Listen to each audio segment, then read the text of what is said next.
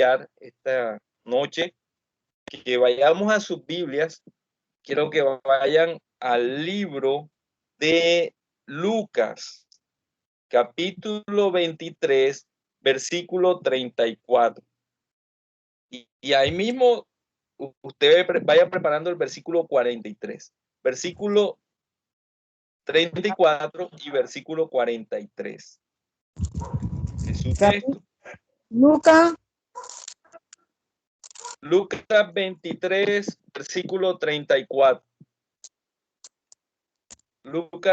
Lucas capítulo 23, versículo 34.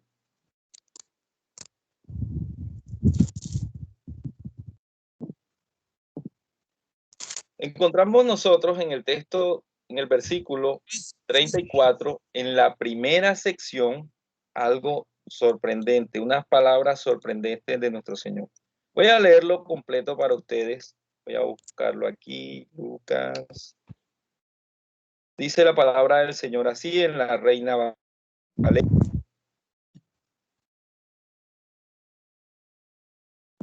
Y Jesús decía: Padre, perdónalos, porque no saben lo que hacen.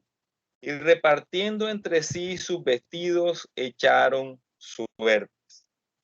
La Escritura nos está hablando aquí de lo que estaba sucediendo en este momento cuando Jesús es crucificado. Es la primera de las 7 palabras de Jesús a los pecadores. Su propia agonía de cuerpo no le hizo olvidar a los demás. El primero de sus 7 dichos en la cruz fue una oración por las almas de sus asesinos. Y encontramos nosotros que Jesús tiene un amor infinito por los pecadores. Los rescató a nosotros, hermanos, que estábamos perdidos en delitos y pecados. Y su oración en la cruz es una prueba más de su amor. Jesús vino a buscar y a salvar a los perdidos. Y nadie está demasiado perdido para que Jesús ame y pida perdón a su Padre por nosotros.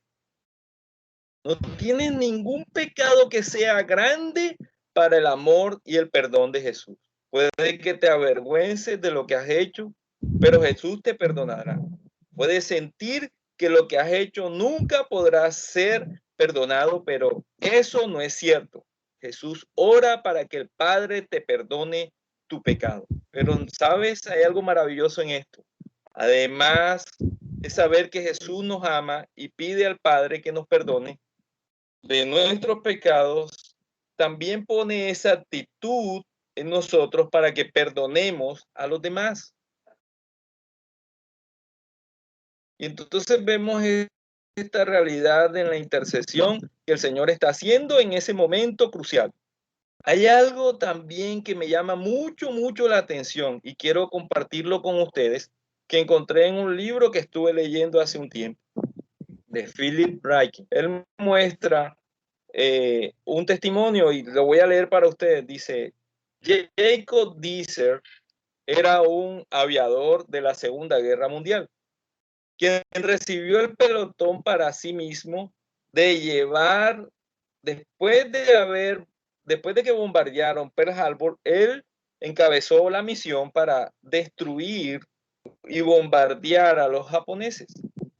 Este hombre que iba en ese bombardero lo interceptaron y hicieron que se cayera. Los tomaron prisioneros. Estos japoneses, ¿qué hicieron con él? Lo golpeaban, le sacaron los dientes, le hicieron muchas cosas terribles. Fue torturado muchas veces. Y en el transcurso del tiempo que estuvo en esa tortura y en esa agonía, pasó mucho tiempo confinado en solitario. Lo único que podía hacer era que le dieran libros para leer. No era creyente, pero en ese cautiverio, él pudo comenzar a leer algunos libros y entre esos libros que llegaron a sus manos, uno de esos que llegó a sus manos fue la Biblia. Esta Biblia este hombre la leyó de tapa a tapa durante muchas veces. Después de que terminó la guerra y que él fue liberado de su cautiverio, se convenció de que debía regresar a Japón, porque durante su cautiverio, después de leer esa palabra, entendió que Cristo Jesús era su Salvador. Entonces este hombre decidió volver a Japón a predicarle el evangelio a quienes lo habían torturado. Él dice que quería amar a sus antiguos enemigos compartiendo con ellos el mensaje del perdón de Dios que ellos le regalaron cuando estaba en la cruz, estaba ahí en prisión. Entonces, como parte de su ministerio evangelístico, este hombre escribió un libro y del cual se escribieron 1.000.000 de copias. El libro se tituló Fui prisionero de Japón. Y miren lo curioso de lo que sucedió con este hombre. Mitsu Fushida, el hombre que encabezó el bombardeo a Pearl Harbor, en un día común y corriente, en una estación de tren, se encontró ese libro que este hombre había escrito. Él lo miró y lo miró como poca cosa, pero algo lo cautivó y dijo, me lo llevo. Lo leyó. Y después de leer ese libro, leyó la Biblia. Y comenzó a leer esa Biblia y miren lo que dice este hombre y lo que encontró él en Lucas 23:34. Padre, perdónalos porque no saben lo que hacen. Este hombre, Ushida, sabía que Jesús, que vio en la cruz, que fue a la cruz, y el que él vio en la cruz tenía misericordia de los pecadores y le daría la gracia para perdonar a sus enemigos. Y este hombre también se convirtió y llevó el evangelio a los que también él conocía, que reconocía él o pensaba antes que eran sus enemigos. Entonces mire qué maravilloso es el Señor con nosotros, que en esas palabras que nos está dando, en las cuales Él nos muestra su amor y su misericordia con nosotros que somos pecadores, a nosotros que somos pecadores, nos pone también ese deseo de perdonar y llevar el mensaje de amor y misericordia a los que no conocen. Tremendo, ¿verdad? Qué grande es el Señor con nosotros y qué misericordioso es.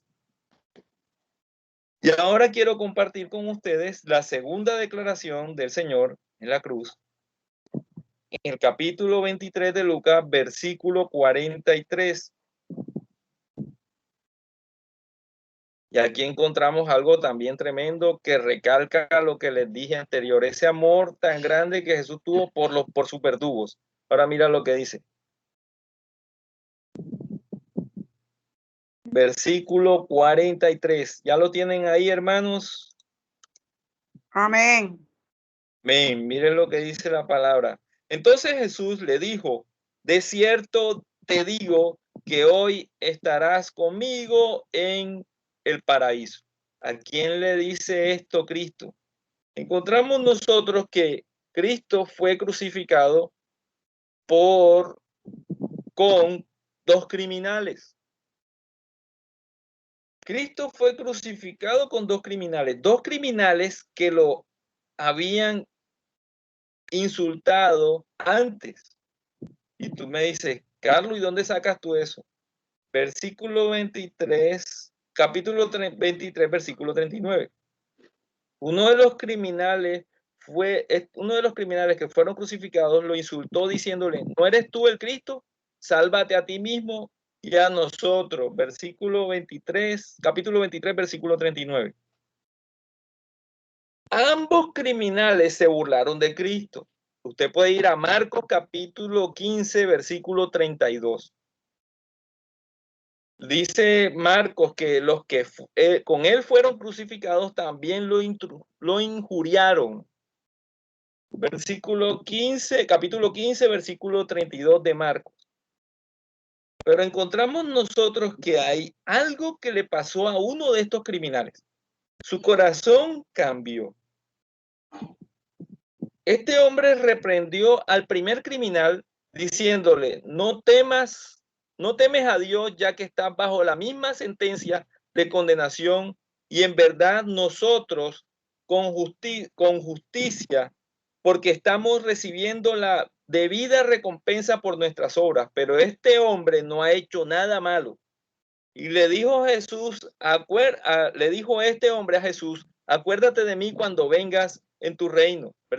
Capítulo 23, versículo 40 y 42. Estos dos criminales colgados en la cruz, junto a Jesús, que comenzaron a injuriarlo al comienzo, estos hombres, uno de estos hombres tuvo un cambio.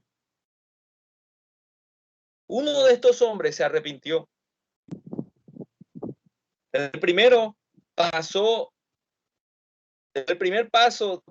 que nosotros encontramos en ese arrepentimiento de ese ladrón fue su preocupación por la maldad de su compañero al insultar a Cristo. ¿No temes a Dios? Dijo, ya que está bajo la misma sentencia de condenación. Y el segundo paso fue reconocimiento completo de su propio pecado. Y dice, y a la verdad nosotros con justicia, porque estamos recibiendo la debida recompensa por nuestros hechos. Y encuentras el tercer paso, que fue la confesión abierta de la inocencia de Cristo. Pero este hombre no ha hecho nada malo. Y el cuarto paso fue la fe en el poder y la voluntad de Jesucristo para salvarlo. Y entonces le dijo a Jesús, acuérdate de mí cuando vengas en tu reino.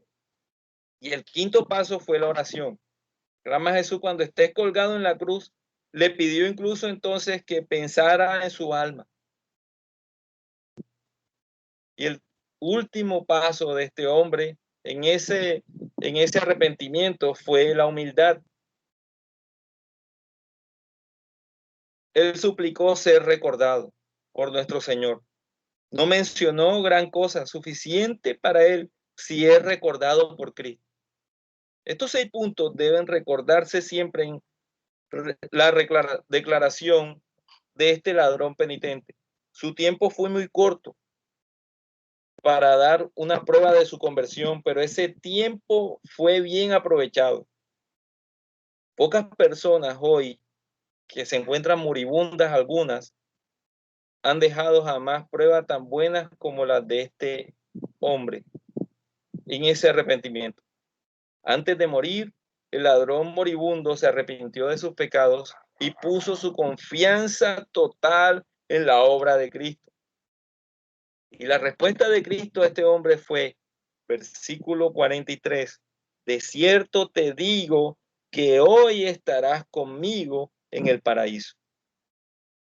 Esta declaración de Jesús maravillosa, una declaración de salvación, dada a alguien en medio de ese arrepentimiento que tuvo este hombre genuino de su pecado, nunca es demasiado tarde para clamar a Dios. Y eso nos da a nosotros esa certeza de que nunca es demasiado tarde para clamar a Dios. Entonces nosotros podemos pensar hoy en aquellas personas que conocemos, que nosotros sabemos que no se han arrepentido por sus acciones, sus hechos. Nos viene a decir a nosotros la palabra del Señor, nunca es tarde para ir ante esas personas con amor que nuestro Señor nos está mostrando y que tuvo Él, incluso cuando estaba siendo llevado en ese último día a ese lugar para morir en una cruz. Nos está diciendo, nunca es tarde para demostrarle amor y misericordia al que lo rechaza. Nunca es tarde para mostrarle ese amor y esa misericordia que Dios tuvo con nosotros, que Jesús tuvo con nosotros, para mostrársela a aquellos que de pronto nosotros sabemos que no conocen del Señor. Entonces no podemos decir en nuestra cabeza, no hay tiempo. A lo contrario, el tiempo está ya puesto, está dispuesto. El tiempo es corto. Arrepentidos y convertidos, que el reino de los cielos se ha acercado y se acercó a nosotros. En algún momento de nuestro tiempo se acercó a nosotros y por eso hoy estamos aquí en la Iglesia La Roca y por eso hoy estamos reunidos aquí por este medio. No quiero extenderme más. De pronto salgo haciendo una prédica, pero gloria al Señor. Quiero darle el paso a mis hermanos que van a continuar hablándonos de las 7 palabras de Cristo Jesús. Que Dios los bendiga, mis hermanos, y qué alegría estar compartiendo hoy con ustedes por aquí. Amén, hermano. Amén. Amén. Le corresponde a mí la tercera palabra y se encuentra en el libro de Juan, capítulo 19, lo 26 al 27. Evangelio de Juan, capítulo 19, versículos 26 y 27. Cuando vio Jesús a su madre y al discípulo a quien él amaba, que estaba presente, dijo a su madre: mujer, he ahí a tu hijo. Después dijo al discípulo: he ahí a tu madre. Y desde aquella hora el discípulo lo ha recibido en su casa. Muchas veces me he encontrado con muchos amigos y hermanos que tienen un gran vacío en su corazón, a veces por ausencia de aquellos seres queridos que ya han partido, o que de pronto nunca estuvieron ahí, padres o madres ausentes. Y esto es cuando uno conoce a Cristo, tiene una gran particularidad. Tenemos una nueva familia. Somos una familia. Tenemos una nueva sangre, un nuevo ADN que nos une a todos y cada uno que estamos aquí. Y es la sangre de Cristo. El Señor le entrega a su madre, a su discípulo amado, Juan. Este la recibe con todo el amor, como si fuera su madre. Así Cristo nos está recibiendo. Así recibió y recibirá a todos los que ya están con Él.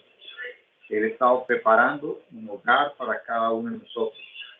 Lo vemos también en el Evangelio cuando el Señor dice: ¿quién es ella? ¿Quién es mi hermano? Mi hermano es el que hace la voluntad de Dios. Tú y yo hacemos la voluntad de Dios, hacemos la voluntad del Padre. Eres mi hermano por hacer la voluntad de Dios. No importa dónde estés, no importa cómo estás, dónde te encuentres. Ese llamado es irrevocable. El Señor te cuida, protege y anima porque somos familia. Hoy somos parte de una congregación, La Roca, pero aquellos que de pronto han perdido un ser querido, somos familia para ti. Aquellos que no han tenido un familiar, un padre, un hermano, una mamá que haya partido desde muy joven, créeme, te vas a encontrar con más de una madre en esta iglesia, en esta congregación, más de un hermano, más de un amigo, porque esos son diferentes colores y diferentes alturas, pequeños, pero en Cristo somos uno, porque Él te ha llamado y me ha llamado y nos ha llamado para que seamos como Él nos pide que seamos, en amor, misericordia, bondadosos, hospitalarios, que recibamos a mi hermano, hermana. ¿Acaso del ladrón lo juzgó en su momento? No. Yo no sé de dónde venga, no sé de dónde procede, no conozco, pero la sangre de Cristo te ha cubierto. La sangre de Cristo te ha hecho diferente, te ha dado una nueva ciudadanía, te ha hecho mi familia. Hoy te recibo, hoy nos recibimos los unos a los otros, tocando las puertas y haciendo y sabiendo que tenemos una sangre que nos ha cubierto, y es la sangre de Cristo Jesús en esa cruz. No nos conocemos en un principio, no nos conocemos los unos a los otros, pero me basta saber que Cristo te ha redimido para que seas mi familia. Tú eres mi familia. ¿Cómo te recibo? Pues el Señor todos los días me da para sonreír y para alabar su nombre. Gracias, doy a Dios, porque tengo una gran familia. Hermano Jaime, Durani, Magali, Carlos, Junior, Wendy, Hermina, a mi hermana Alba,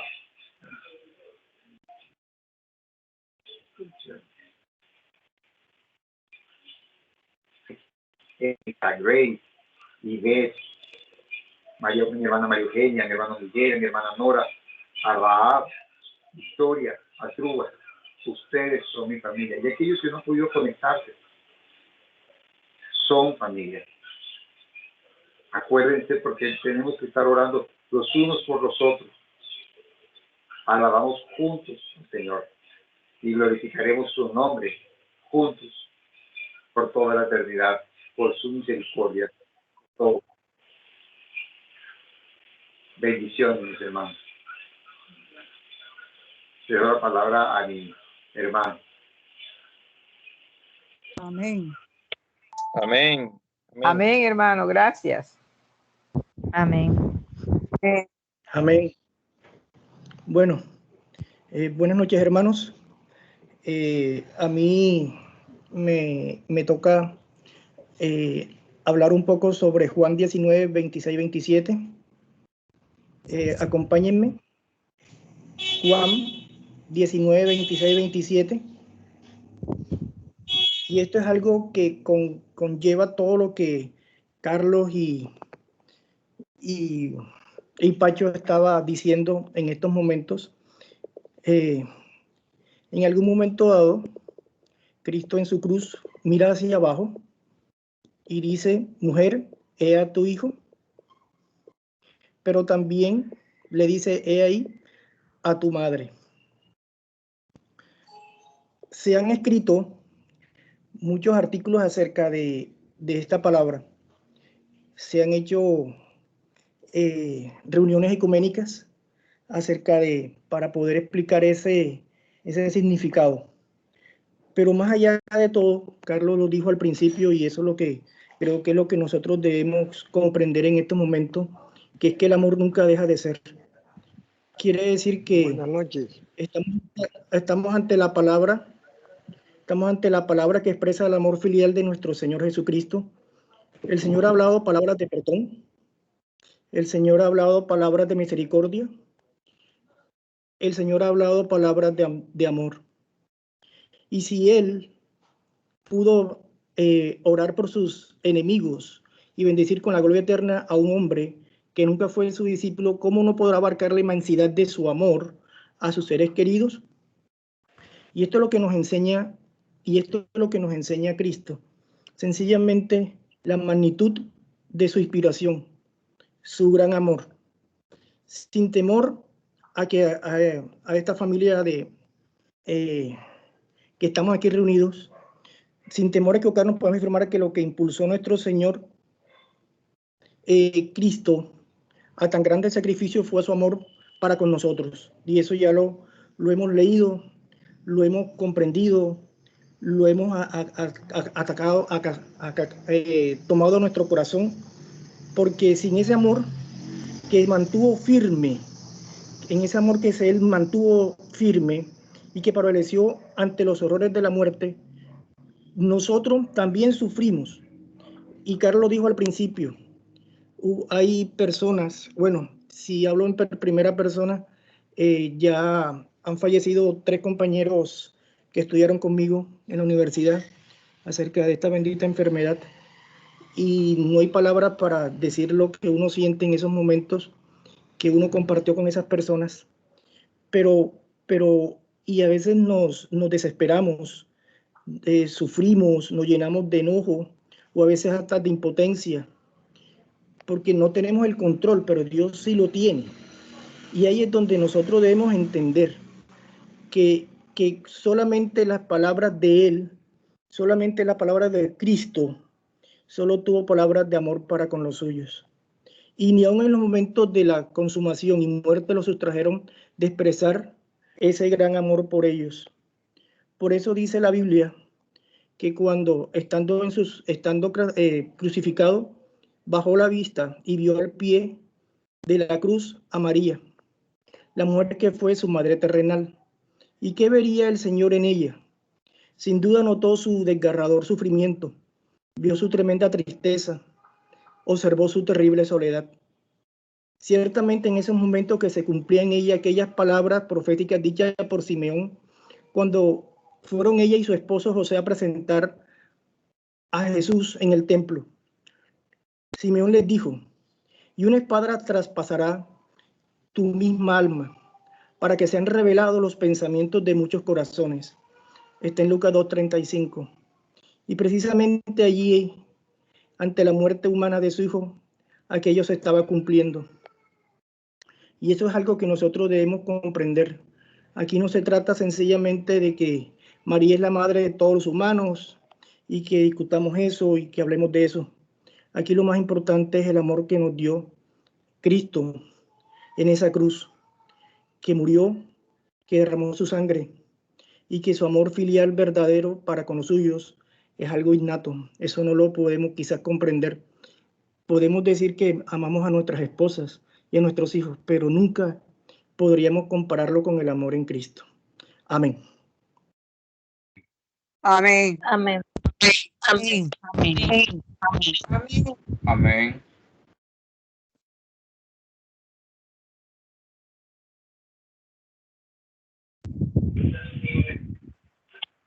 Los invito para que busquemos en el libro de Mateo,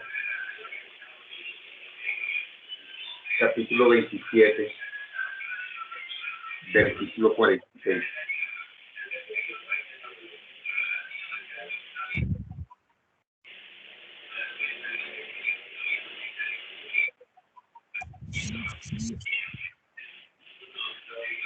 Dice Mateo 27, versículo 46, cerca de la hora novena, Jesús clamó a gran voz diciendo, Elí, Elí, lama sabactani. Esto es, Dios mío, ¿por qué me has abandonado? Es la parte más difícil de entender para mí. Difícil entender que el Señor ya había estado entregando y saber que tenía que morir. No entiendo a veces en mi mente cómo puede ser una muerte necesaria para que yo pueda ser redimido. Pero es una realidad. Cristo necesitaba llegar ahí a esa cruz porque era el único medio que teníamos, el único camino. Él es la puerta. Él es todo lo que es justo y necesario para que hoy podamos clamar su nombre.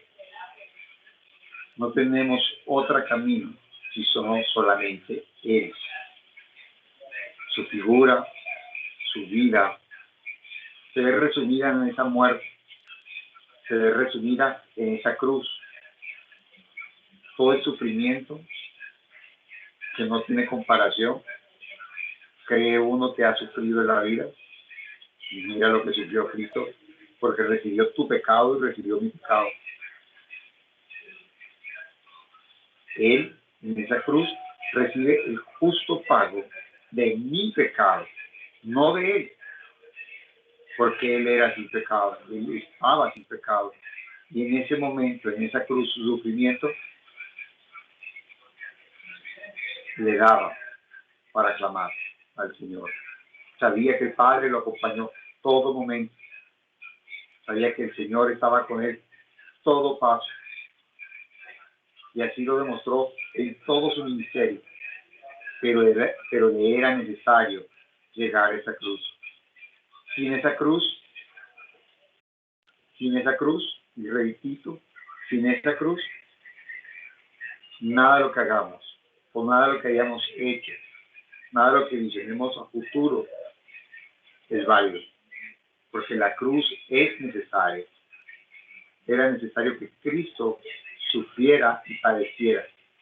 No había otra alternativa, no había otra figura.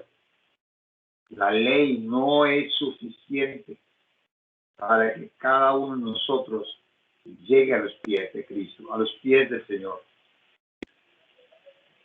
El Señor nos ha llamado y los ha redimido por la sangre derramada en esa cruz.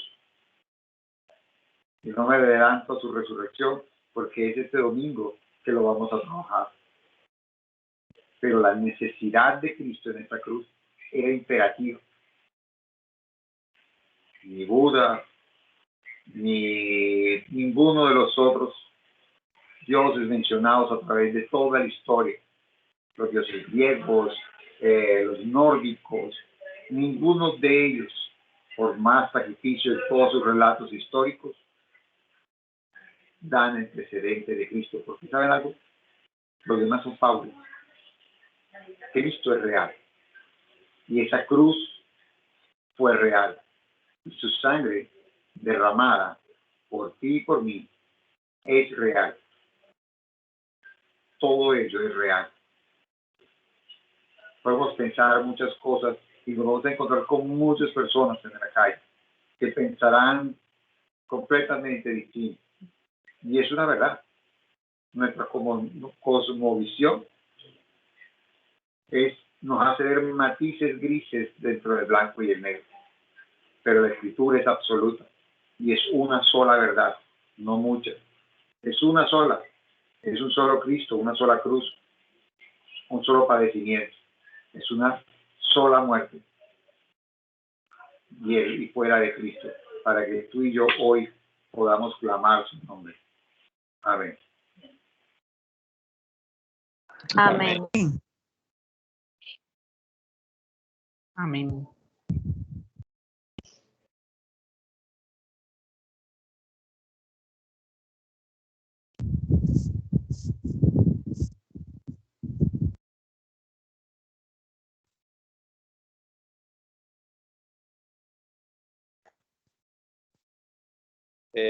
Continúa nuestro hermano Miguel.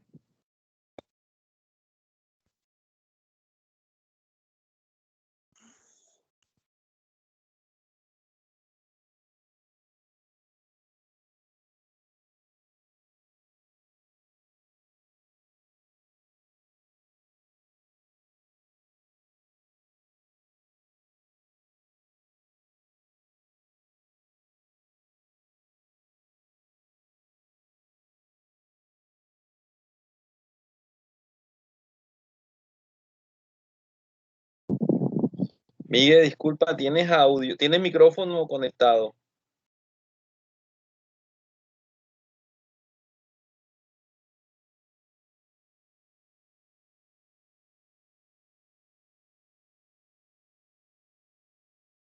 No te escuchó. Tiene que enviarle un mensaje, hermano, porque Parece que no nos escuchó. Parece que tiene problemas con el audio. Déjeme, ya le llamé. Ahora sí. ¿Me escuchan? Ahora sí, hermano. Ah, bueno, bien, como que era el conector que estaba molestando. Buenas noches para todos, Dios les bendiga. Amén, hermano. Buenas noches, hermano. Amén, hermano. Bueno, como les decía, me corresponde, estamos en el capítulo 19 de Lucas. Me corresponde la quinta palabra que está en el versículo 28, donde dice: después de esto, sabiendo Jesús que ya todo estaba consumado, dijo, para que la escritura se cumpliese: tengo sed. Bueno, esta palabra aquí nos enseña algo referente a todo pues lo que está escrito en la santa palabra de Dios. Nosotros podemos ver que desde el Apocalipsis, desde el Génesis hasta el Apocalipsis, vemos la presencia de Cristo. Y la escritura está centrada en Cristo. La esencia es Cristo. Y aquí, como lo dice, para que se cumpliese la escritura, en el libro de los Salmos, capítulo 69, verso 21, podemos ver que hace referencia a lo que iba a acontecer en ese momento del padecimiento, de la muerte y el sacrificio de Cristo, donde dice, me pusieron además hiel por comida y en mi sed me dieron a beber vinagre. Aquí vemos que la palabra del Señor se cumplió en ese momento, como en toda la vida, en el nacimiento, el ministerio, obra, muerte y resurrección de nuestro Señor Jesucristo. Podemos ver también que ese tener sed representa la humanidad de Cristo. Cristo fue 100% humano, pero también fue 100% Dios. También podemos ver que representa esa sed cuando en el versículo anterior pues decía el Señor que Padre, ¿por qué me has abandonado? También representa la ausencia del Padre, porque en ese momento el Señor estaba cargando nuestra culpa, nuestro pecado, como dice Isaías 53, que Él cargó con nuestras rebeliones. Nuestra culpa cayó sobre Él y por su llaga fuimos todos curados. Entonces podemos ver que en ese momento se cumple la palabra de Dios. Por eso dice, para que se cumpliese la Escritura. Y vemos que en ese padecimiento de Cristo se cumple el padecimiento del siervo sufriente, porque la Escritura nos enseña de que de tal manera amó Dios al mundo, de que dio a su Hijo unigénito, para que todo aquel que en él cree no se pierda, mas tenga vida eterna. Solamente una persona de la deidad podía cargar con nuestra culpa, con nuestro pecado. Y ese fue nuestro Señor Jesucristo, por su amor, por su misericordia, por su gracia admirable. Y hoy nosotros debemos agradecerle al Señor, porque por Él hoy estamos aquí, porque Él nos tenía en su pensamiento antes de la fundación del mundo, dice la palabra de Dios. Amén. Él nos tenía en su mente y nos tenía en su corazón. Y aún en medio de los padecimientos, en medio de los sufrimientos, en medio de todas las situaciones que podamos vivir, vemos la soberanía de Dios, porque Dios es soberano y Dios es todopoderoso y tiene el control absoluto de todas las cosas. En medio de esta situación que estamos viviendo y en medio de todo lo que se nos presenta en nuestra vida, Cristo está con nosotros, porque Él dice, yo estaré con ustedes aún más allá de la muerte. Y Él está con nosotros, Él es el que nos sostiene, Él es el que nos ayuda, y Él es soberano, omnipotente, Dios soberano y poderoso, todopoderoso. Por eso le damos gracias al Señor.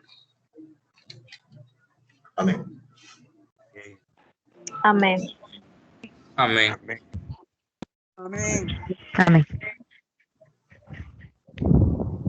Bendiciones, hermanos. ¿Me escuchan, hermanos? Sí, Sí, Sí, hermano, sí se le Señor. escucha. sí te Sí, escucho hermano. bien. Un gusto, hermanos, poder tener la oportunidad de saludarlos a través de este medio. Qué bueno son estos recursos, a pesar de toda la situación que estamos viviendo, la iglesia se mantiene unida, así sea por la virtualidad. Y estamos en esta semana conmemorando esta semana en la que el Señor ingresó a Jerusalén y también donde murió, en la semana que murió y en la que también resucitó, y eso lo veremos el día domingo en el sermón puesto por el hermano Carlos. Así que, hermanos, continuamos con las palabras mencionadas por Jesús entrando en la cruz, y una de las palabras, y la palabra que me correspondió a mí, es consumado es, o también, en otras palabras, todo terminó. Afortunadamente, su obra fue completa, hermanos. Él no realizó el 50% o el 75% de su obra para nosotros. Él completó esta obra. Hermanos, nosotros necesitábamos de esa obra tan grande. Él no nos dejó para que nosotros finalizáramos una parte de ella, el 25% de la obra que Él nos dio, o el otro 50% no. Necesitábamos de toda la redención del Señor, porque necesitábamos que se nos perdonaran todos nuestros pecados. Así no se hubiese perdonado uno solo de ellos, nosotros nos hubiéramos perdido para siempre, pero no, el Señor terminó su obra, la completó. Y esto nos dice que todo ha terminado, o sea, su obra redentora, ya el Señor estaba en la cruz, esta era una de sus últimas palabras, y parte de esto que podemos encontrar aquí es que Dios todo lo que inicia, Él lo termina, Él no deja algo inconcluso. Su obra desde antes de la fundación del mundo, que estaba en su mente, en su plan, pues ahora había finalizado. Y encontramos la relación en la salvación en el libro de Filipenses capítulo 1 versículo 6, dice: estando persuadidos que el que comenzó en vosotros la buena obra la perfeccionará hasta el día de Jesucristo. Pero hay algo que nos llama mucho la atención en esta expresión, y no sé si ustedes se fijaron que esto lo podemos encontrar en el libro de Juan, capítulo 19, versículo 30. Dice: cuando Jesús hubo tomado vinagre, la palabra, esto lo expresó el hermano Miguel, dijo: consumado es. Y habiendo inclinado la cabeza, entregó el Espíritu. Pero no sé si ustedes se dan cuenta que cuando el Señor expresó estas palabras, Él aún no había muerto.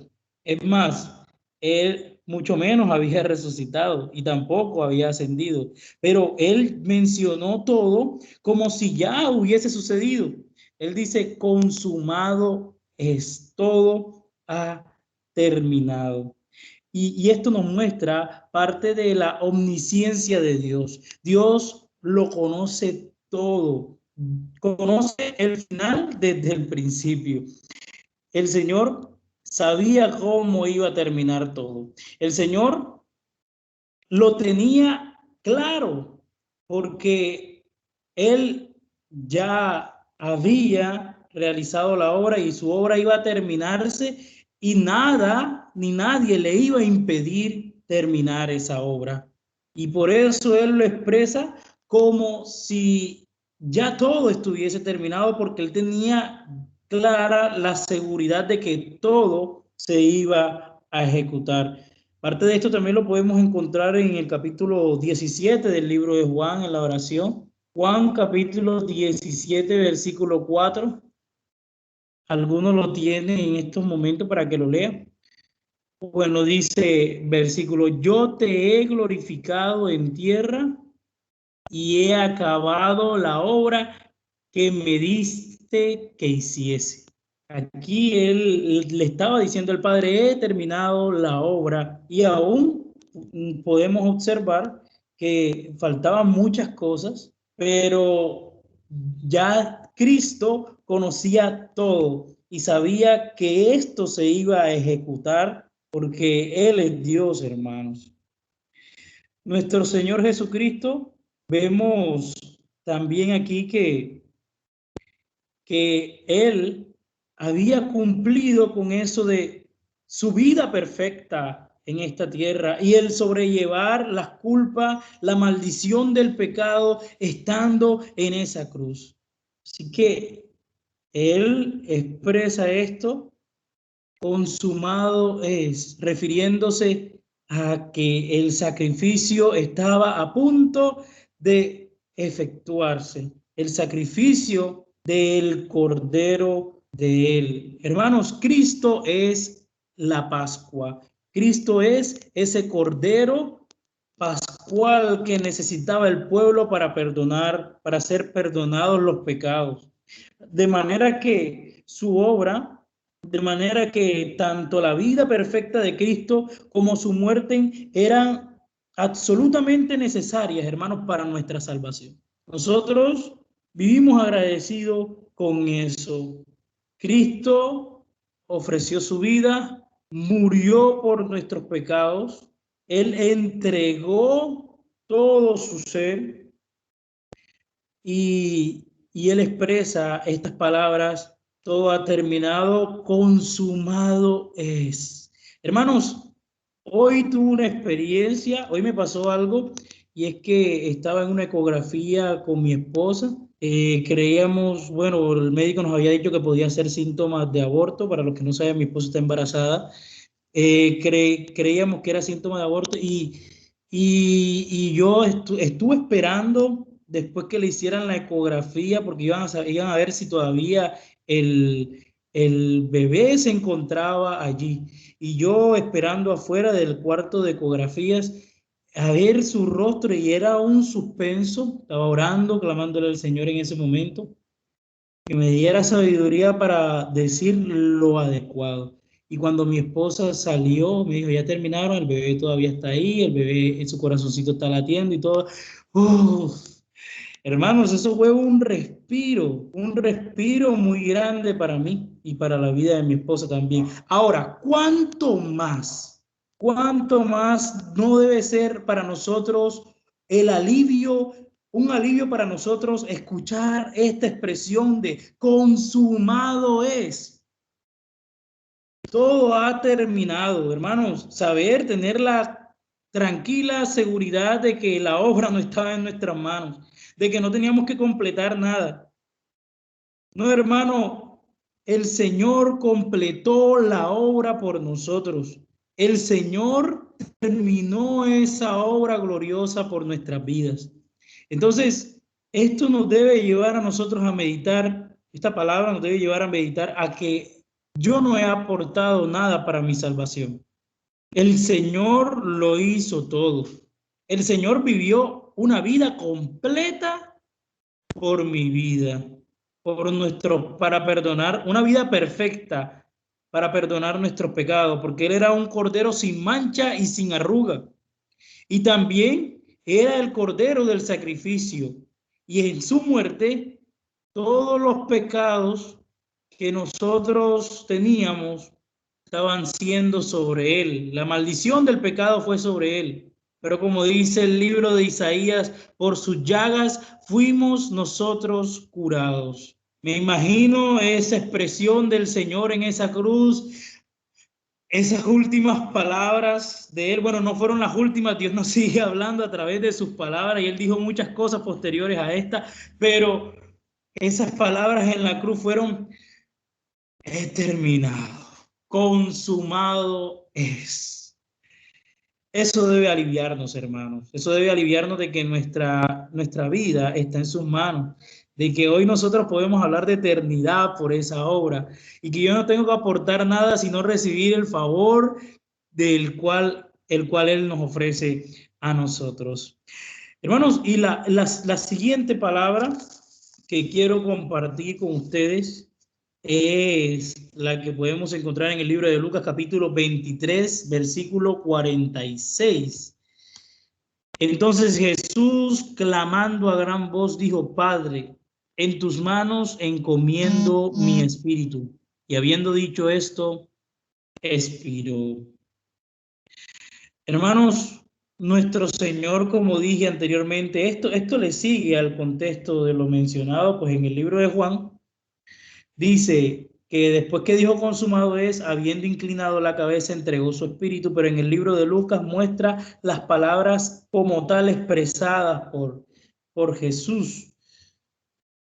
Y lo que logro ver aquí, lo que logramos ver a través de lo que Dios nos muestra en su palabra, es que habiendo inclinado la cabeza, entregó su espíritu. El libro de Lucas nos dice: entonces Jesús clamó a gran voz, dijo: Padre, en tus manos encomiendo mi espíritu. Su vida no fue arrebatada. Su vida no fue arrebatada por ninguno. Él entregó su vida voluntariamente. Él no fue obligado a nada. Él obró en obediencia, pero Él la entregó voluntariamente. Y estas son las mismas palabras que encontramos en el libro de los Salmos, capítulo 31, versículo 5. Encomienda su alma al cuidado de su padre. Es muy hermoso porque lo que encontramos en el Salmo capítulo 31, versículo 5, es esta misma expresión. Lo que añade, dice, perdón, el Señor tenía que hacer un sacrificio y Él hizo ese sacrificio por nosotros, hermanos. Entregó su vida, Él fue generoso con nosotros al entregar su vida. Y también lo podemos encontrar en el libro, en Juan capítulo 10, versículo 11, dice, yo soy el buen pastor y el buen pastor su vida da por las ovejas. Él entregó su vida, entregó todo en ese sacrificio. Y creo que, como lo vemos en el libro de Filipenses, Él es el ejemplo más grande que puede haber de generosidad. Él entregó su ser por nosotros, hermanos.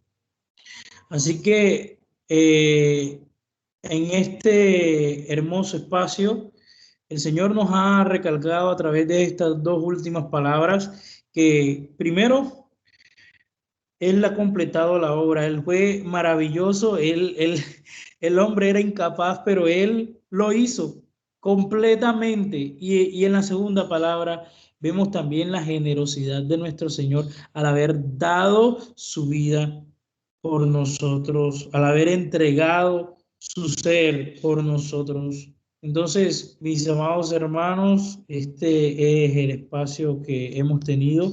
Esperamos que haya sido de edificación para todos. Amén. Amén. Amén. Amén. Qué bendición, Amén. Señor, nosotros poder Amén.